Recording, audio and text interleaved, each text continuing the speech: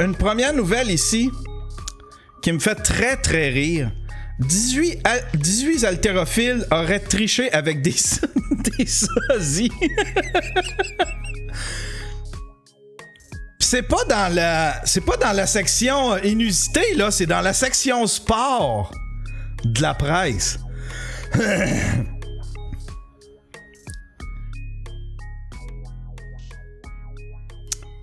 18 haltérophiles originaires de 6 pays sont soupçonnés d'avoir fourni de faux échantillons d'urine avec la complicité de substitutes, des athlètes qui leur ressemblent, lors de contrôles antidopage, selon la conclusion provisoire d'une enquête de l'Agence mondiale antidopage.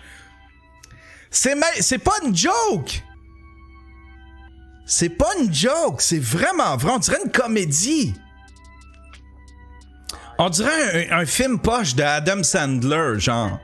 Tu sais, l'idée, là, on dirait une idée de film de comédie de 1980, genre.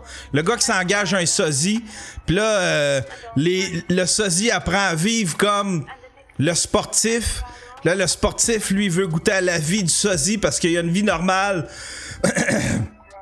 Pis la morale de l'histoire à la fin, c'est que... Hein? C'est que... tout le monde veut ce que tout le monde a, mais dans le fond, le bonheur, on l'a soi-même. Un asti de truc de main. On dirait ça. Cette enquête, lancée en 2017, a utilisé une nouvelle méthode s'appuyant notamment sur des sources anonymes et des analyses d'experts. Elle a montré que certains haltérophiles ont eu recours à des athlètes leur ressemblant. Mais tu sais... Tu peux pas choisir n'importe quel sosie, là. Ça prend quelqu'un qui, en plus de te ressembler, il faut qu'il soit shapé, c'est des haltérophiles. Cette méthodologie a jusqu'à présent permis aux enquêteurs d'identifier par l'analyse de profils d'ADN des cas de substitution d'urine soupçonnés impliquant 18 haltérophiles provenant de 6 pays, explique Lama dans un communiqué présentant les premiers résultats de cette enquête qui se poursuit.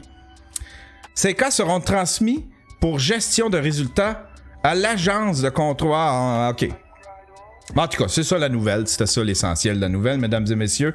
Faudrait que je me trouve un sosie. Moi tout.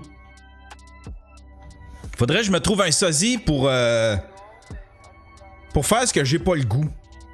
Hein? Il gagne...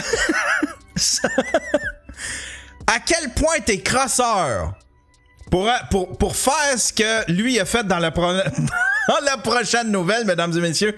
Il garde le cadavre de sa mère. C'est TVN Nouvelle qui révèle ça. Il garde le cadavre de sa mère pendant 6 mois. Je pensais que c'était une nouvelle.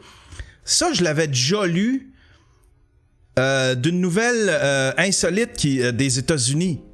Tu sais, en quelque part, genre au Missouri ou... tu sais, en Oklahoma.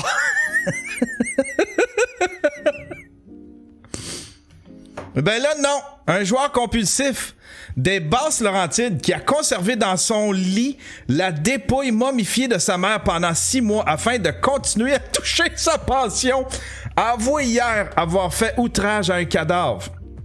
Non, il ne s'agit pas d'un synopsis de l'épisode de l'émission District 31 ou d'un mauvais film d'horreur.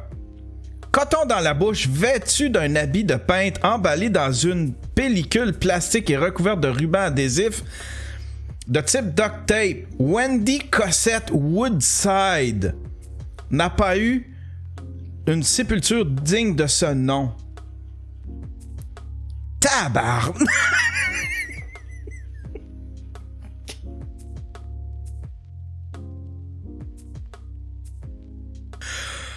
On s'en vient voir ma tante Wendy.